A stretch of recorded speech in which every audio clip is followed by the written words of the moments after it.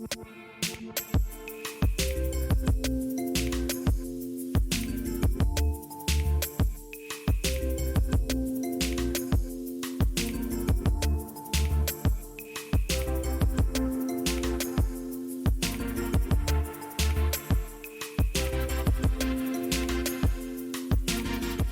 no more introduction needed. Lloyd Exley, Strategic Development Manager, and my involvement is One Horton Heath. So this is a major development project that is being delivered by Eastleigh Borough Council. And this is my life at the moment. Everything that I do revolves around this project. So you can see on the plan there, at the moment, it's just 320 acres of land. There's a couple of roads there that are being built, but it's effectively just a large agricultural farm area. And the proposal is that Eastleigh Borough Council are going to develop this with 2,500 houses, a primary school, a local centre, shops and facilities, and other non-residential uses. So it's an absolutely massive project. It's a proper strategic scale development because it's doing much more than just delivering a few properties. It's been going on since about 2015, this project, probably a bit earlier than that in fact, and it's planned to go on until at least 2035 at the moment on current projections before it's finished. So, as I say, a really big project overall. But I'll talk to you about that a little bit more in a while, and exactly what that means for, particularly for me, my career and the journey that I've been through. So this is it at a glance.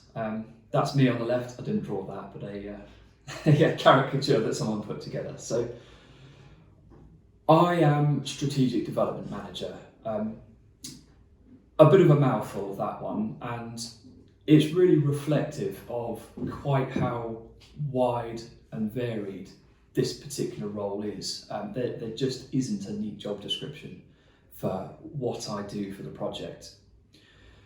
However, my role is entirely about management, so I don't really implement or do anything anymore. It's all about people management, it's about project management. Crucially, it's about decision making and strategy. So most of what I do is not necessarily making the decisions, but helping other people to understand what the options are, what the implications of those decisions are, and informing the debate around those decisions before those decisions then get made. Then we go on to make strategies and plans about how we can actually carry out those processes. So, as I say, if this project has been going on since 2015, we are planning as far ahead as 2035, and all of the way through trying to understand what the implication of one particular decision today might have in 2, 3, 5 or even 10 years time. So it's really quite a varied role, and a very broad role as well. I find myself getting involved in all sorts of things that honestly I never thought I'd be involved with probably 2 or 3 years ago. The role is also about people. I have 5 technical and planning staff who report directly to me as their line manager, and that's out of a team of about 20, all of whom myself and other people are responsible for in one form or another. So that's broadly what I do at the moment, and towards the end of this session I'll talk a little bit more about exactly what kind of skills that takes, some of the good things about it and some of the bad things as well, so that you can understand a bit more about what the role actually entails. But I'm going to go backwards first, right to the start, and just talk through my career and how I've ended up where I have ended up. So it started for me at Barton Peveril. I went there in 2006, left in 2008 with my A-levels. When I joined in 2006, I knew exactly what I wanted to do. I was studying to apply to college to become a vet. So you can see that the A-levels that I selected were completely designed with that in mind. I was working towards all of the work experience that was needed for that. I had done my biomedical aptitude test, and towards the latter part of my second year, I had to be honest with myself, and I realised that I did not want to spend another 5 years in full-time education. That was just not something that I was going to survive particularly well. I needed to find a role that had a bit more flexibility, but crucially also still got me a degree, because I didn't want to just discontinue my education and move on. So before I left sixth form, in fact, I just wrote to lots and lots of construction companies in the local area, and when I left, I immediately joined a local construction company as a management trainee. I had no specific job role at the time. I knew nothing about construction.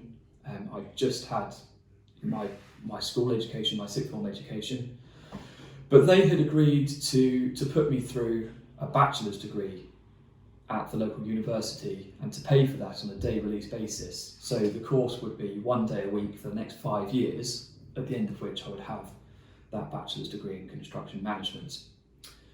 Apart from that, the first part of the job was mostly making tea, folding drawings.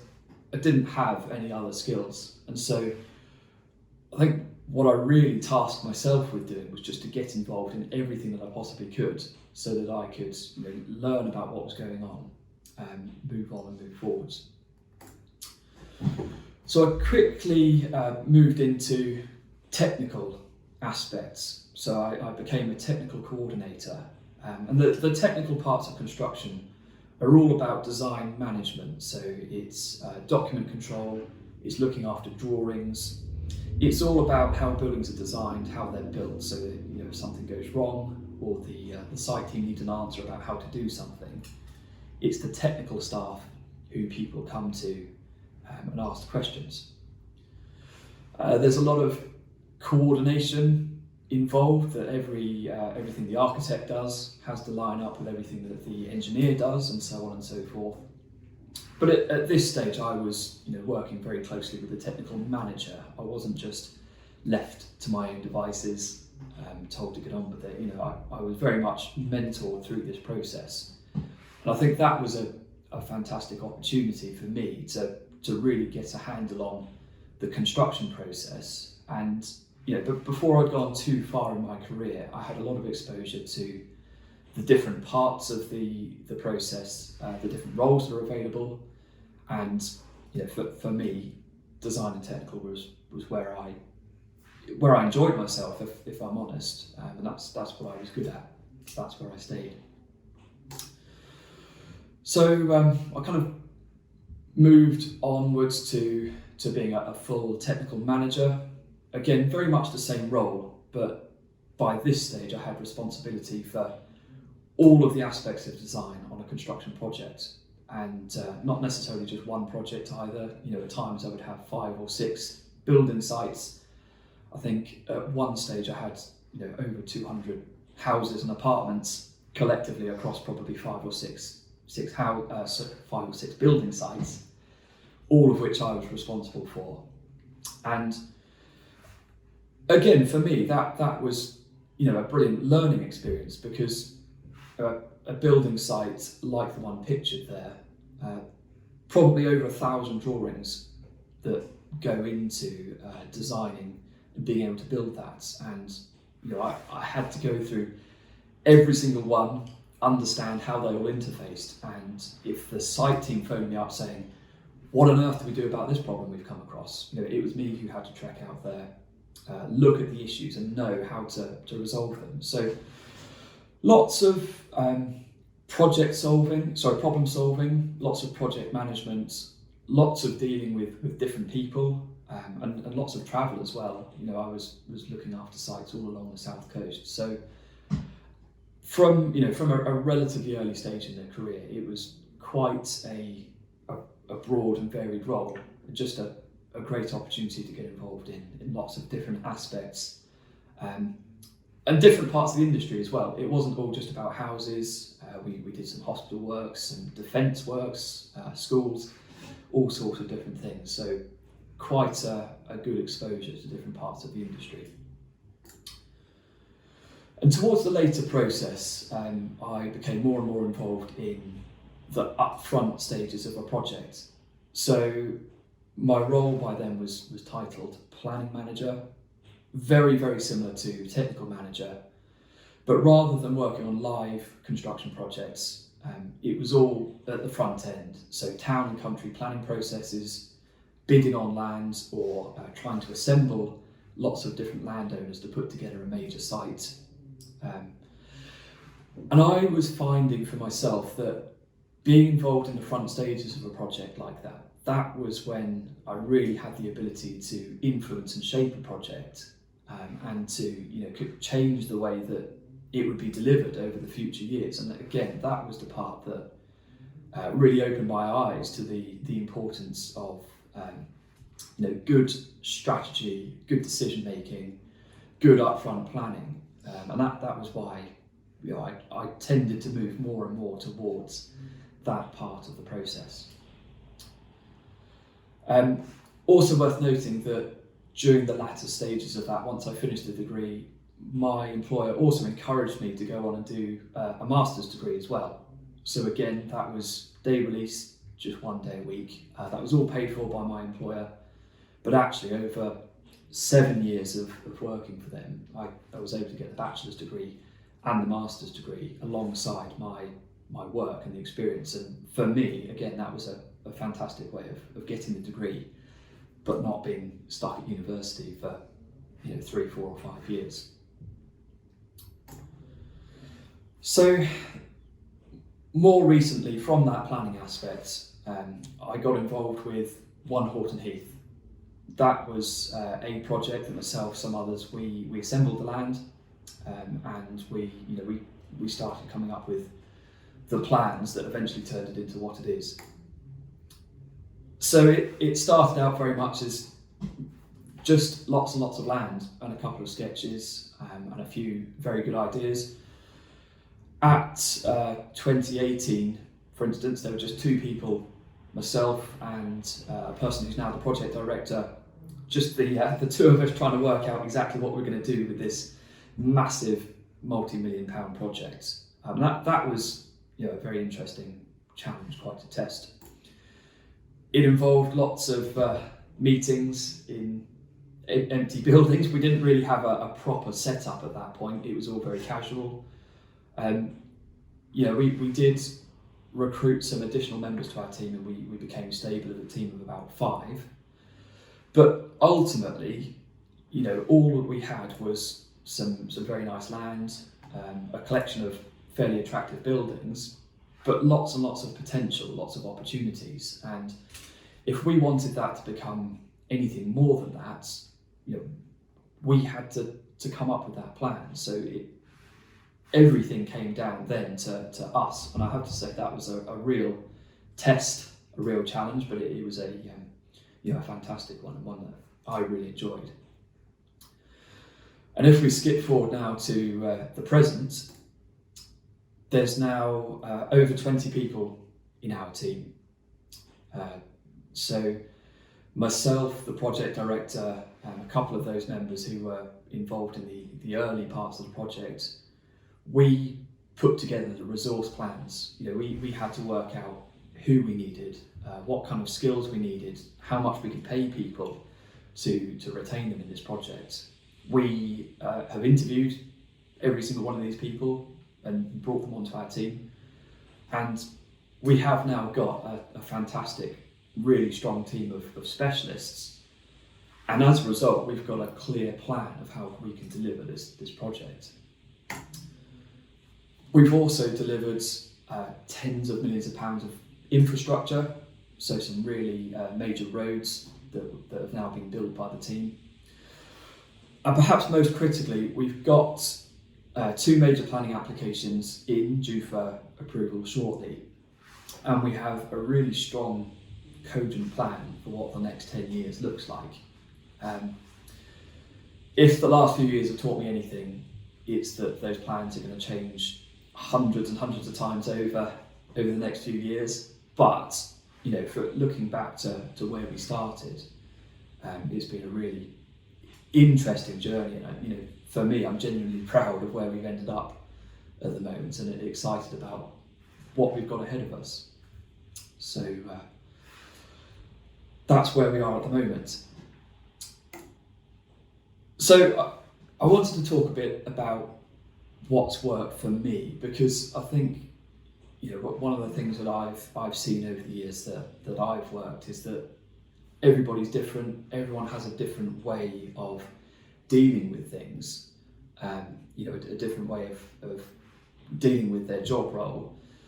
But I think there's a few things that I've picked up on, both for myself and for my team, that work. And there's a few things that obviously don't.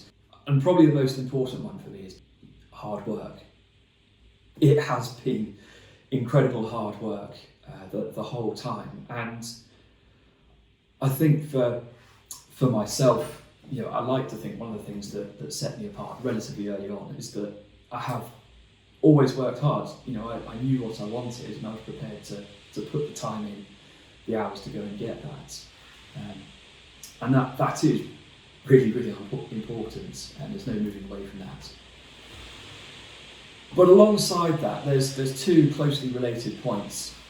Just get yourself involved in everything and try new things, because the penalties for failure at something that you've never tried before or that you don't know are always much less severe than just not bothering.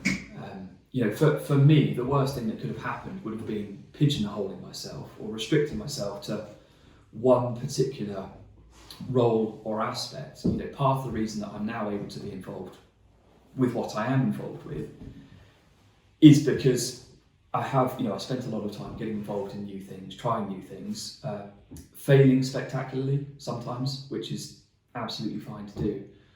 But you have to put yourself out there and try. Ambition as well. Now I've deliberately said controlled ambition because I don't particularly advocate being the person who's going to walk over everyone, climb over their colleagues to get to the top. That's not necessarily what I mean, but it never does any harm to let the people around you know that you are ambitious, that you want to go and you want to progress in your career. And in fact, that you'll find nothing worse than being passed over for a promotion or for an advancement somehow, and someone saying, well, I just didn't know you wanted it. So, there is no harm in letting people know that you're ambitious and you want to succeed. But alongside all of those, there's self-motivation. No one else is going to push you forwards. No one else is going to make you work hard. And again, that's something that at times I've really, really struggled with. When work doesn't seem to be going particularly well, how do you keep yourself going? How do you keep yourself driving? There's no easy answers for that one from me. Again, I think it's just something that everyone has to learn. These are learned things. They're not necessarily things that people just have naturally. And the last point not to underestimate is contacting people. I would say that everyone around me at the moment, the people who I deal with, I have worked with for a very long time. Some of them I went to university with, that day release course, and now they're my colleagues because either I've offered them a job or at some point they offered me a job. Other people who are now part of my team are ex-colleagues that I worked with because I knew them through my work and they were good. And the construction industry is a small place. It's all about people and contacts. So as I say, it's just worth remembering the importance of the people who are around you. And know your strengths and weaknesses as well. I deliberately steered away from some of the roles that revolved around numbers, like quantity surveying, finances, because it's a weakness of mine. It's a very good role, but it's just not somewhere that I would have been able to succeed. So, know what you're good at and know what you're not good at, and don't shy away from your weaknesses. If you can, learn to patch them up and get better at them, but put yourself somewhere where you have the ability, the opportunity to succeed. So I'm going to look briefly at some of the skills now that I've needed and that I think are important. Excuse me, just having a drink. And I think that the thing that really stood out to me, again, all the way through my career, is that all of the skills that I have needed have come through experience and from the job. I don't want to downplay the importance of education, because it is hugely important, and it does provide the backing to a good role. But the majority of the skills that I need for my role have been learnt on the job. And those are the ones that I think are particularly important. There's no specific skills, you don't need to know everything about designing houses. You don't have to be the expert in any particular subject in order to manage people. So for me, the skills of adaptability, being able to look after people, to be able to lead people, to manage your time properly, those things are much more important. And just briefly as well, to give a little bit of a breakdown of how the day looks, how the role looks in terms of senior management, because certainly for me, I found it very different to my earlier career and different to how I probably expected it. I think the chart on the left there probably says it all, a little bit tongue-in-cheek, but 90% of my time is making sure that other people are doing their jobs. I probably spend 10% of my time or less doing something that I feel like I probably should be doing or I want to be doing. It's all about other people at this stage. And as you can see on the right, most of my time is spent up in meetings. At the moment they are largely virtual, but I do a lot of face-to-face meetings.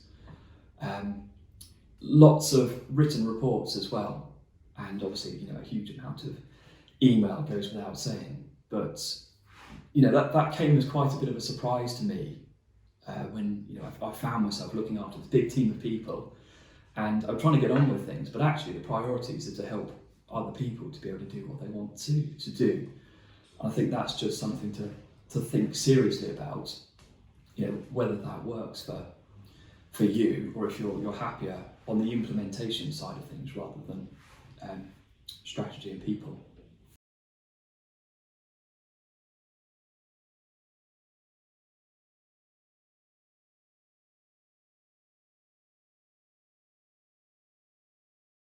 For young people who are interested in planning, design, new housing developments, I kind of say to them, you need to get out there and volunteer as young as possible.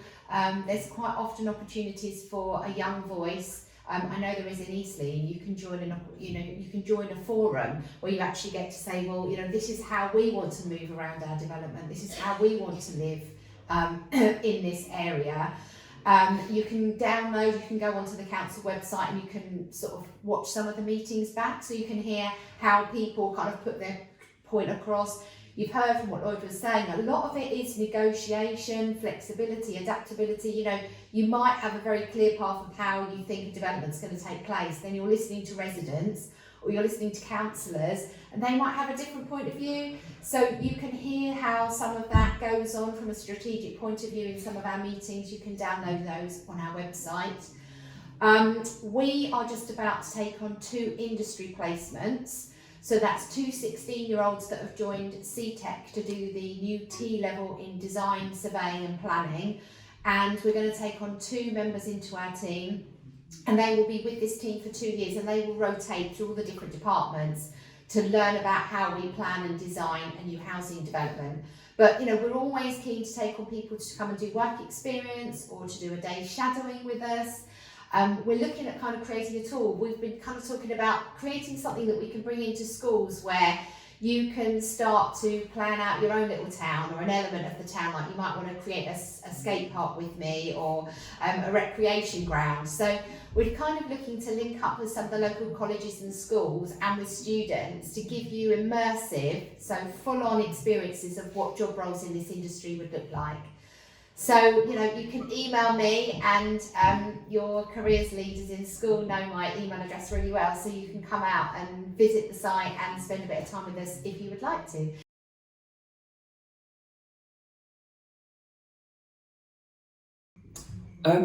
It's not, no.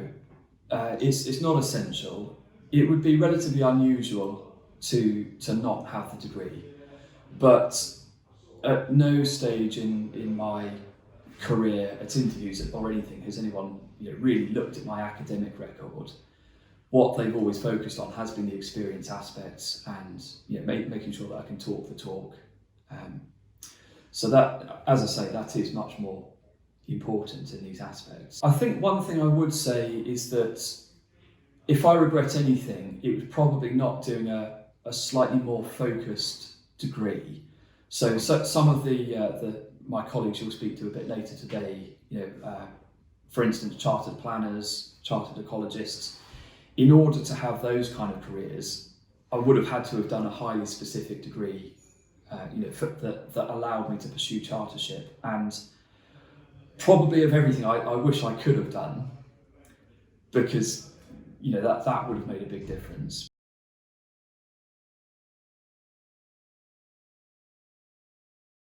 As I say, because it's such a broad and varied role, it opens an awful lot of avenues at this level, and I think the opportunities are quite significant. I would be quite confident saying that I could go and join a well-established construction company as a director of the business, or potentially well equipped to try and establish my own business doing various things, consultancy or even construction, if I had the finances behind me. So, as I say, it's quite, because it's a broad role and a senior role, it just opens up a lot of doors and potential routes in the future.